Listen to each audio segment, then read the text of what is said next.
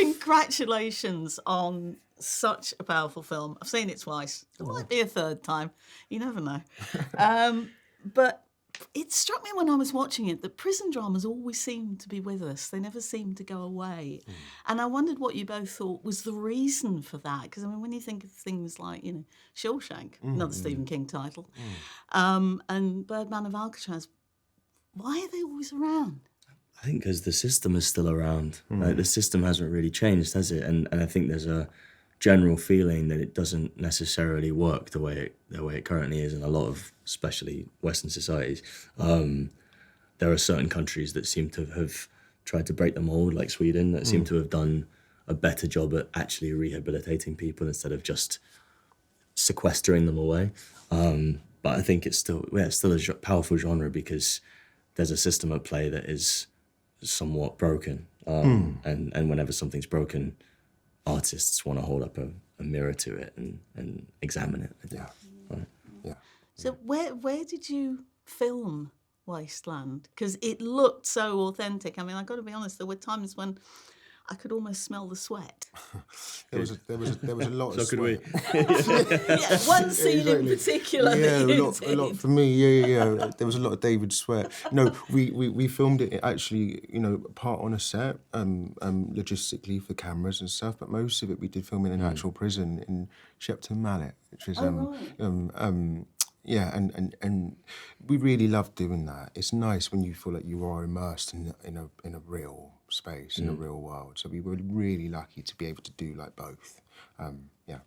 So what was it like filming, particularly in the cells, because it's such a confined space? What was it like from an acting point of view? Oh, I think the claustrophobia helped. Yeah. It definitely, you feel that kind of, claustrophobia is the word, I suppose, which just makes it feel like a pressure cooker. And this film is a pressure cooker. It feels like from the moment it starts. Your character's a pressure cooker My, as well. my character definitely is a pressure cooker. So it definitely helped me. But it probably helped you the opposite way, right? In terms of feeling stuck. Yeah, absolutely. But you realise again, like everything that we did is all built for real, from reality. It's like this is how they live, on bunk beds. These grown men on bunk beds. It's a life, and we wanted to show that. Yeah. I mean, the two of you are having the most amazing breakthrough year, 2 years, I don't know how long, but at least a year.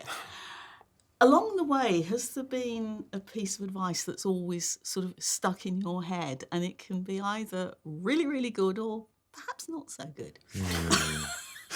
Yeah. I mean, I thank you, by the way. Tom, me and Tom talk about this. We're really, really so grateful and excited to be where we're at. And grateful to be on like parallel paths. I feel like we've become really close friends, and it's so nice to Because be you able to are like, kind of. yeah, and we'll like call each other up and share advice and stories and Absolutely. Anyway, sorry. Yes, no. You do that. You do that a lot. It's fine. Don't worry about it. I'm not angry about it. No.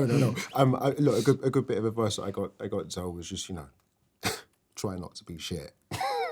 And actually, it really does work for me. Most of the time he manages it.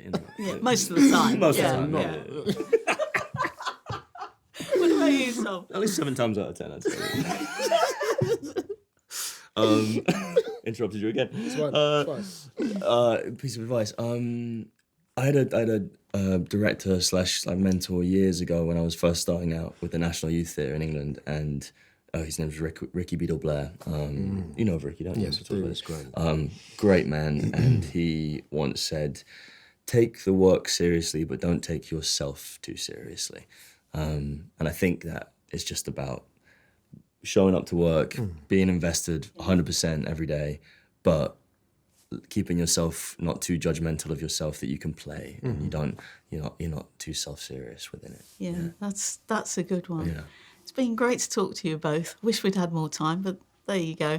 And congratulations again on such a great film. Thank you so much. Thank you. Thank you. Ladies and gentlemen,